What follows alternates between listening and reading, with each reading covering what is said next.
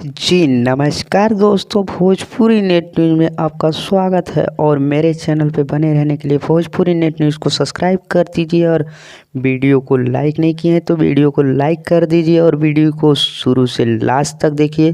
तभी आज धनंजय धड़कन के बारे में हम बात करने वाले हैं, जो कि धनंजय धड़कन एक बहुत ही खतरनाक और बहुत ही अच्छे गायक हैं, जो कि उनका भोजपुरी इंडस्ट्री में गाना बहुत ही तहलका मचा कर चलता है। तो आप लोग इसी तरह प्यार दुलार बनाए रखें धनंजय धड़कन को। और धनंजय धड़कन बहुत ही अच्छे एक्टर्स हैं और ये कहाँ के रहने वाले हैं ये भी आप लोगों को बता देंगे। तो वीडियो में लास्ट तक बने रहे। तो वीडियो चलिए शुरू करते हैं। तो वीडियो आपको ये बता दूं कि धनंजय धड़कन एक छोटे परिवार के हैं, जो कि ये दिल्ली में रिकॉर्डिंग और बहुत ही आरसीएम म्यूजिक कंपनी को छोड़ दिए हैं। और आरसीएम म्यूजिक कंपनी पे इनका गाना एग्रीमेंटेड जो था वो छूट चुका है। और इस टाइम का गाना जो आ रहा है वो हर कंपनी पे आ रहा है, जो कि इनका धनंजय धड़कन ऑफिशियल चैनल है।